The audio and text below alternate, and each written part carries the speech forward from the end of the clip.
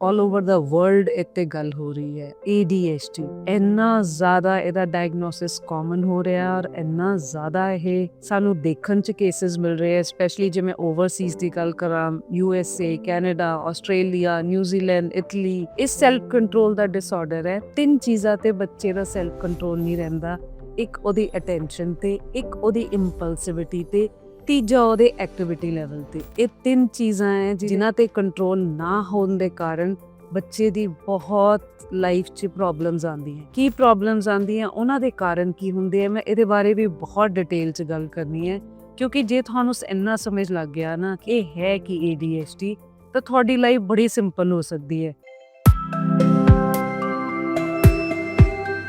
ਸਤਿ ਸ਼੍ਰੀ ਅਕਾਲ ਜੀ, ਮੈਂ doctor Shweta Bhardwaj, special educator, counsellor, hypnotherapist and past life regression therapist. ਬੜਾ important topic ਹੈ, ਆਲ ਓਵਰ ਦਾ world ਇੱਥੇ ਗੱਲ ਹੋ ਰਹੀ ਹੈ। ਅੱਜ ਜੇ ਮੈਂ ਓਵਰਸੀਜ਼ ਦੀ ਗੱਲ ਕਰਾਂ ਆਲਮੋਸਟ ਹਰ ਬੱਚਾ ਜਾਂ ਹਰ ਬੱਚੇ ਦੇ ਪੇਰੈਂਟਸ ਇੱਕ ਵਾਰੀ ਇਸ ਚੀਜ਼ ਦੇ ਬਾਰੇ ਜ਼ਰੂਰ ਗੱਲ ਕਰਦੇ ਜਾਂ ਸੁਣਦੇ ਪਏ ਹੈ। ਇਹ ਹੈ ਕੀ? ਇਹ ਹੈ ADHD। ਇੰਨਾ ਜ਼ਿਆਦਾ ਇਹਦਾ ਡਾਇਗਨੋਸਿਸ ਕਾਮਨ ਹੋ ਰਿਹਾ ਔਰ ਇੰਨਾ ਜ਼ਿਆਦਾ ਇਹ ਸਾਨੂੰ ਦੇਖਣ ਚ ਕੇਸਿਸ ਮਿਲ ਰਹੇ ਹੈ ਸਪੈਸ਼ਲੀ ਜੇ ਮੈਂ ਓਵਰਸੀਜ਼ ਦੀ ਗੱਲ ਕਰਾਂ USA Canada Australia New Zealand Italy ADHD ਦੇ ਡਾਇਗਨੋਸਿਸ ਔਰ ਇਹਨਾਂ ਦੇ ਕੇਸਿਸ ਬਹੁਤ ਜ਼ਿਆਦਾ ਆ ਰਹੇ। ਇਹ ਹੈ ਕੀ? ਇਹਦੇ ਬਾਰੇ ਮੈਂ ਬਹੁਤ ਡਿਟੇਲ ਚ ਗੱਲ ਕਰਨੀ ਹੈ, ਬਹੁਤ ਸੀਰੀਜ਼ ਆਫ ਵੀਡੀਓਜ਼ ਮੈਂ ADHD ਦੇ ਬਣਾਣੇ ਹੈ। ਕਿਉਂਕਿ ADHD ਇੱਕ ਸੈਲਫ ਕੰਟਰੋਲ ਦਾ ਡਿਸਆਰਡਰ ਹੈ। ਇਹਨੂੰ ਸਿੰਪਲ ਲਫ਼ਜ਼ਾਂ 'ਚ ਸਮਝਿਆ ਜਾਏ ਤਾਂ ਮੈਂ ਤੁਹਾਨੂੰ ਕੋਸ਼ਿਸ਼ ਕਰਦੀ ਹੈ ਸਾਈਕੋਲੋਜੀ ਤੁਹਾਡੇ ਸਮਝਣ ਦੀ ਭਾਸ਼ਾ ਦੇ ਵਿੱਚ ਤੁਹਾਡੇ ਮਾਈਂਡ 'ਚ ਜਿਹੜੀ ਈਜ਼ੀਲੀ ਗੱਲ ਸਮਝ ਆ ਸਕੇ ਤੁਹਾਨੂੰ ਉਸ ਤਰ੍ਹਾਂ ਸਮਝਾਵਾਂ। ਇਹ ਸੈਲਫ ਕੰਟਰੋਲ ਦਾ ਡਿਸਆਰਡਰ ਹੈ। ਤਿੰਨ ਚੀਜ਼ਾਂ ਤੇ ਬੱਚੇ ਦਾ ਸੈਲਫ ਕੰਟਰੋਲ ਨਹੀਂ ਰਹਿੰਦਾ, ਇੱਕ ਉਹਦੀ ਅਟੈਂਸ਼ਨ ਤੇ ਇੱਕ ਉਹਦੀ ਇੰਪਲਸਿਵਿਟੀ ਤੇ ਤੀਜਾ ਉਹਦੇ ਐਕਟੀਵਿਟੀ ਲੈਵਲ ਤੇ। ਇਹ ਤਿੰਨ ਚੀਜ਼ਾਂ ਹੈ ਜਿਨ੍ਹਾਂ ਤੇ ਕੰਟਰੋਲ ਨਾ ਹੋਣ ਦੇ ਕਾਰਨ ਬੱਚੇ ਦੀ ਬਹੁਤ ਲਾਈਫ 'ਚ ਪ੍ਰੋਬਲਮਸ ਆਉਂਦੀਆਂ। ਕੀ ਪ੍ਰੋਬਲਮਸ ਆਉਂਦੀਆਂ ਉਹਨਾਂ ਦੇ ਕਾਰਨ ਕੀ ਹੁੰਦੇ ਆ ਮੈਂ ਇਹਦੇ ਬਾਰੇ ਵੀ ਬਹੁਤ ਡਿਟੇਲ 'ਚ ਗੱਲ ਕਰਨੀ ਹੈ ਕਿਉਂਕਿ ਜੇ ਤੁਹਾਨੂੰ ਇੰਨਾ ਸਮਝ ਲੱਗ ਗਿਆ ਨਾ ਕਿ ਇਹ ਹੈ ਕਿ ADHD ਤਾਂ ਤੁਹਾਡੀ ਲਾਈਫ ਬੜੀ ਸਿੰਪਲ ਹੋ ਸਕਦੀ ਹੈ। ਹੁਣੇ ਰੀਸੈਂਟਲੀ ਆਲਿਆ ਭੱਟ ਨੇ ਜੈ ਸ਼ੈਟੀ ਦੇ ਨਾਲ ਇੱਕ ਇੰਟਰਵਿਊ ਕੀਤੀ ਜਿਹਦੇ ਵਿੱਚ ਉਹਨੇ ਰਿਵੀਲ ਕੀਤਾ So I did a test diagnosed with ADHD and anxiety. ਕਿ ਮੈਨੂੰ ਹਾਂਜੀ ਐਂਗਜ਼ਾਇਟੀ ਹੁੰਦੀ ਸੀ, ਮੈਨੂੰ ਜੀ ਪ੍ਰੋਬਲਮ ਹੁੰਦੀ ਸੀਗੀ, ਮੈਂ ਕਿਸੇ ਨਾਲ ਗੱਲ ਕਰਦੇ ਵਕਤ ਐਂਕਸ਼ੀਅਸ ਹੋ ਜਾਂਦੀ ਸੀ ਔਰ ਮੇਰੇ ਬਹੁਤ ਸਾਰੇ ਥਾਟਸ ਇੱਕੋ ਵਾਰੀ 'ਚ ਚੱਲਦੇ ਸੀਗੇ ਔਰ ਮੈਂ ਬੜੀ ਪਰੇਸ਼ਾਨ ਸੀ। ਮੈਨੂੰ ਲੱਗਦਾ ਸੀਗਾ ਕਿ ਮੈਨੂੰ ADHD ਹੈ, ਕੋਈ ਕਹਿੰਦਾ ਸੀਗਾ ਮੀਨਸ ਉਹਨੂੰ ਪਰੇਸ਼ਾਨ ਕਰਨਾ ਸ਼ੁਰੂ ਹੋ ਗਏ ਸੀ।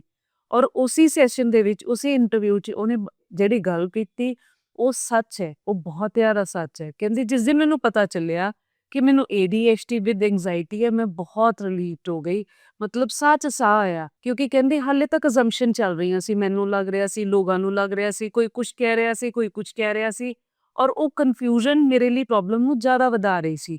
ਮੈਨੂੰ ਠੀਕ ਕਿਹਨੇ ਕੀਤਾ? ਪਹਿਲਾ ਸਟੈਪ ਠੀਕ ਹੋਣ ਦਾ ਅਵੇਅਰਨੈਸ ਹੀ ਹੁੰਦੀ ਹੈ।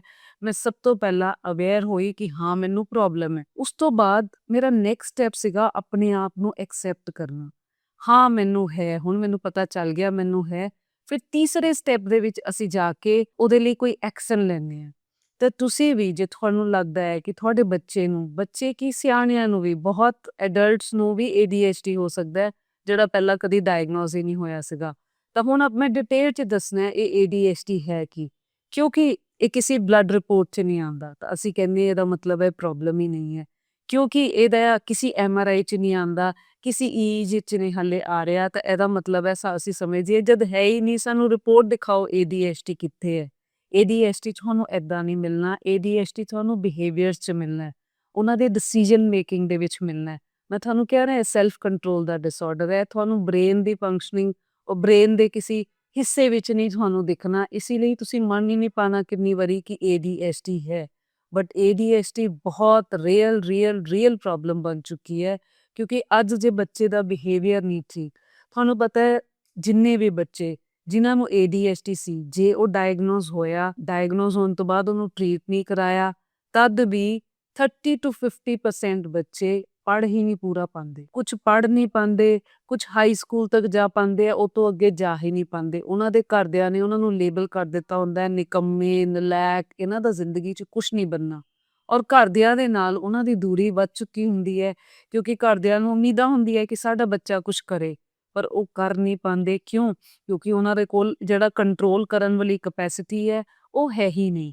ਔਰ ਉਹ ਕਰਦੇ ਕੀ ਹੈ, ਬਾਹਰ ਦੁਨੀਆ ਆਪਣੀ ਨਾਲ ਕਨੈਕਸ਼ਨ ਬਣਾਉਣਾ ਸ਼ੁਰੂ ਕਰਦੇ। ਮੋਸਟਲੀ ਜਾਂ ADHD ਉਹਨਾਂ ਨੂੰ ਆਪਣੇ ਵਰਗੇ ਮਿਲਦੇ ਹੈ, ਜਾਂ ਕੋਈ ਏਦਾਂ ਦਾ ਮਿਲਦਾ ਹੈ ਜਿਹੜਾ ਨਸ਼ਿਆਂ ਦੇ ਵਿੱਚ ਹੈ, ਆਪਣੀ ਲੋੜ ਨੂੰ ਬੱਚੇ ਨੂੰ ਯੂਜ਼ ਕਰ ਸਕਦਾ ਹੁੰਦਾ ਹੈ। ਮੋਸਟਲੀ ਸਬਸਟੈਂਸ ਅਬਿਊਜ਼ ਜਾਂ ਕਿਸੇ ਡਰੱਗ ਦੇ ਵਿੱਚ ਜਾਂ ਕਿਸੇ ਏਦਾਂ ਦੀ ਆਦਤ ਦੇ ਵਿੱਚ ਫਸੇ ਹੋਏ ਮਿਲਦੇ ਹੈ। ਇਸੇ ਲਈ ਅਸੀਂ ਬੱਚਾ ਜਦੋਂ ਪੜ੍ਹ ਨਹੀਂ ਪਾ ਰਿਹਾ ਹੁੰਦਾ, ਮਾਪਿਓ ਨੂੰ ਪਹਿਲਾਂ ਹੀ ਡਰ ਲੱਗਣ ਲੱਗ ਪੈਂਦਾ ਹੈ ਕਿ ਇਹਦਾ ਕੱਲ ਕੀ ਬਣੂ, ਕਿਉਂਕਿ ਚਾਂਸਸ ਹੁੰਦੇ ਆ ਨਾ ਕਿ ਉਹ ਗਲਤ ਕੰਪਨੀ 'ਚ ਫਿਰ ਜਾ ਸਕਦਾ ਹੈ। ਤੇ ਇਸ ਕਰਕੇ ਜੇ ਅਸੀਂ ADHD ਨੂੰ ਉਹਨਾਂ ਦੇ ਬਿਹੇਵੀਅਰ 'ਚ ਜਿਹੜੇ ਇਸ਼ੂਜ਼ ਆਉਂਦੇ ਪਏ ਹੈ ਉਹਨਾਂ ਨੂੰ ਪਹਿਲਾਂ ਹੀ ਕੰਟਰੋਲ ਕਰ ਲਾਂਗੇ, ਤਾਂ ਅਸੀਂ ਉਹਨਾਂ ਨੂੰ ਵੀ ਸਿਖਾ ਸਕਦੇ ਹਾਂ ਕਿ ਤੁਹਾਨੂੰ ਇਹ ਪ੍ਰੋਬਲਮ ਆਣੀ ਹੈ, ਆਪਣੀ ਬਾਉਂਡਰੀ ਕਿੱਦਾਂ ਸੈੱਟ ਕਰਨੀ ਹੈ। ਹੁਣ ਕਿੰਨੀ ਵਾਰੀ ਲੋਕ ਮੇਰੇ ਤੋਂ ਪੁੱਛਦੇ ਹੈ, ਜੇ ਕਿਸੇ ਟੈਸਟ ਰਿਪੋਰਟ 'ਚ ਨਹੀਂ ਆ ਰਿਹਾ, ਕਿਸੇ MRI 'ਚ ਨਹੀਂ ਆ ਰਿਹਾ, ਕਿਤੇ ਤਾਂ ਦਿਖ ਨਹੀਂ ਰਿਹਾ ਕਿ ਜੀ ADHD ਹੈ। ਤੁਹਾਡੀ ਨੌਲੇਜ ਲਈ ਮੈਂ ਤੁਹਾਨੂੰ ਦੱਸਾਂ, ਜ਼ਰੂਰੀ ਨਹੀਂ ਹੈ ਕਿ ADHD ਨਹੀਂ ਆ ਰਿਹਾ ਕਿਸੇ ਟੈਸਟ ਜਾਂ ਸਿਗਨੀਫੀਕੈਂਟ ਫਿਜ਼ੀਓਲੋਜੀਕਲ ਤੁਹਾਨੂੰ ਬ੍ਰੇਨ ਦੇ ਵਿੱਚ ਕਿਤੇ ਨਹੀਂ ਦਿਖਦਾ ਪਿਆ ਕਿ ਪ੍ਰੋਬਲਮ ਹੈ। ਬਹੁਤ ਸਾਰੀਆਂ ਪ੍ਰੋਬਲਮਸ ਹੈ ਜਿਨ੍ਹਾਂ ਦਾ ਕੋਈ ਵੀ ਫਿਜ਼ੀਓਲੋਜੀਕਲ ਬੇਸਿਸ ਨਹੀਂ ਹੁੰਦਾ। ਮੇਜਰ ਡਿਪਰੈਸ਼ਨ ਹੈ, ਸਾਈਕੋਸਿਸ ਹੈ, ਡਾਊਨ ਸਿੰਡਰੋਮ ਹੈ, ਔਟਿਜ਼ਮ ਹੈ, ਮੈਂਟਲ ਰਿਟਾਰਡੇਸ਼ਨ ਹੈ, ਬਹੁਤ ਸਾਰੀਆਂ ਈਵਨ ਕਿੰਨੀਆਂ ਫਿਜ਼ੀਓਲੋਜੀਕਲ ਅਰਲੀ ਸਟੇਜਸ ਆਫ ਅਲਜ਼ਾਈਮਰਸ। ਇਹਨਾਂ ਦਾ ਬ੍ਰੇਨ ਦੇ ਵਿੱਚ ਸ਼ੁਰੂ 'ਚ ਤੁਹਾਨੂੰ ਸਰੀਰ ਦੇ ਕਿਸੇ ਹਿੱਸੇ 'ਚ ਨਹੀਂ ਦਿਖੇਗੀਆਂ ਕਿ ਇਹ ਪ੍ਰੋਬਲਮਸ ਹੈ, ਪਰ ਇਹ ਐਗਜ਼ਿਸਟ ਕਰਦੀਆਂ।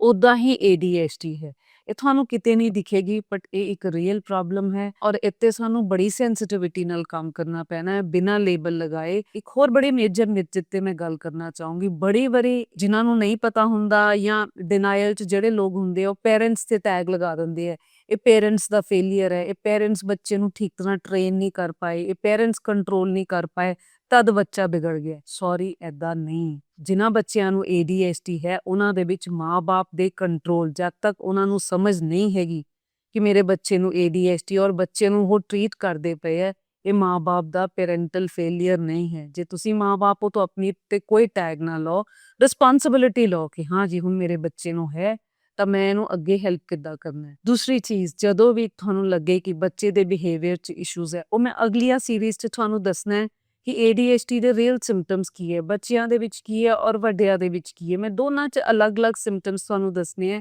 ਤਾਂ ਕਿ ਪਹਿਲਾਂ ਤੁਸੀਂ ਅਵੇਅਰਨੈਸ ਤੱਕ ਤਾਂ ਆਓ, ਫਿਰ ਉਸ ਤੋਂ ਬਾਅਦ ਅਸੀਂ ਐਕਸੈਪਟੈਂਸ, ਉਸ ਤੋਂ ਬਾਅਦ ਆਪਾਂ ਪੂਰਾ ਜਿਹੜਾ ਸਟੈਪ ਬਾਏ ਸਟੈਪ ਉਹਦੀ ਜਰਨੀ ਹੈ ਉਹਦੇ ਵੱਲ ਚੱਲਾਂਗੇ। ਸਭ ਤੋਂ ਪਹਿਲਾਂ ਐਜ਼ ਅ ਪੈਰੈਂਟ ਔਰ ਐਜ਼ ਅ ਪਾਰਟਨਰ ਔਰ ਐਜ਼ ਅ ਫੈਮਿਲੀ ਮੈਂਬਰ ਔਰ ਅ ਫਰੈਂਡ, ਬੀ ਅਵੇਅਰ ਕਿ ਜਿਹਨੂੰ ਤੁਹਾਨੂੰ ਲੱਗਦਾ ਪਿਆ ਹੈ ਕਿ ਆਪਣੇ ਇੰਪਲਸਿਵ ਕੰਟਰੋਲ ਲੈਣ 'ਚ ਜਾਂ ਅਟੈਂਸ਼ਨ ਵਿੱਚ ਪ੍ਰੋਬਲਮ ਆਉਂਦੀ ਪਈ ਹੈ, ਉਹਨੂੰ ਟੈਗ ਕਰਨਾ ਬੰਦ ਕਰੋ। ਉਹਨੂੰ ਸਭ ਤੋਂ ਪਹਿਲਾਂ ਹੈਲਪ ਕਰਨਾ ਸ਼ੁਰੂ ਕਰੀਏ ਕਿ ਇੱਕ ਵਾਰੀ ਪਤਾ ਕਰਾਓ ਕਿ ਇਹ ਕੀ ਚੀਜ਼ ਹੈ।